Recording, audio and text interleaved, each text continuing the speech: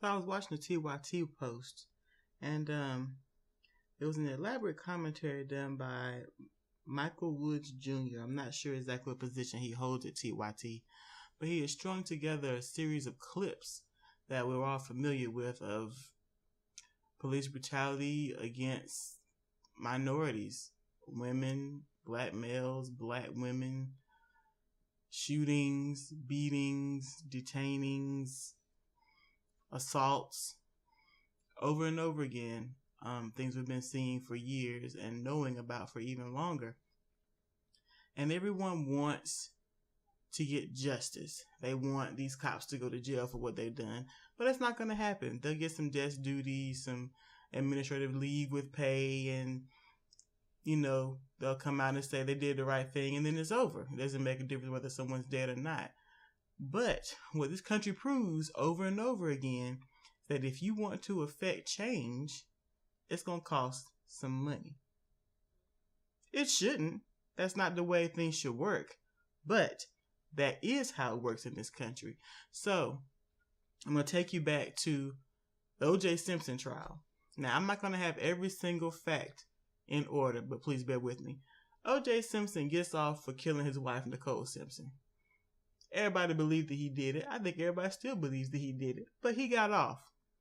After that, Nicole Simpson's parents filed a civil suit against him. I don't know if it was for wrongful death. I don't know what the charges were. But he was found guilty of those charges and had to pay money to Nicole Simpson's family. A whole lot of money. For a long time. Now, I don't know if they appealed it. I don't know all the intricacies of the case after that. But the point has been made. What these people need to do, these offended parties, the loved ones left behind, and luckily those who have been assaulted and are still here, pushing for a criminal case against these cops is not going to work. It's not going to happen. They're not going to let it happen. But suing them civilly, they may get far more success. The U.S. is known for lawsuits. They need to sue these cops for these false arrests and police brutality, and sue this police department and sue the city. They're more likely to win that when the evidence is laid out in that regard. And then they're going to have to start paying out money to these plaintiffs. And if it's not paying out money, they're going to be in court for months and years spending money to defend these cops who, if they had just done the right thing, they would not have put themselves, the police department, or the city in that position. And eventually, it's a shame it has to be eventual, but eventually these police departments and cities are going to get tired of backing these cops who are costing them money and start firing them.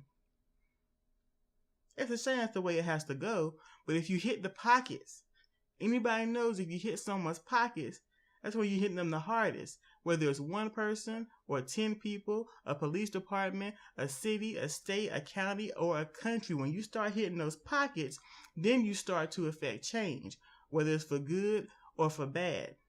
And in this case, you would have to do a whole lot of suing, but it'll eventually be for a good thing to prevent anyone else from being wrongly killed or assaulted or detained. It's just as simple as that.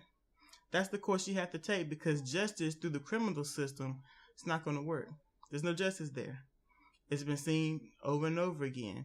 Only justice there is if you have money. So you have to get them where it counts. Get them where it matters them the most. Take their money from them. They take their money from them, they'll start backing these corrupt cops. And they're going to have to set a precedent and say, hey, if you're going to work for us, you can't cost us money. So either you got to keep your racism to yourself or be not racist and do the job the way you're supposed to. That's just my take on it. This is Sidra Owens for Comparative Reasoning. Thank you for listening.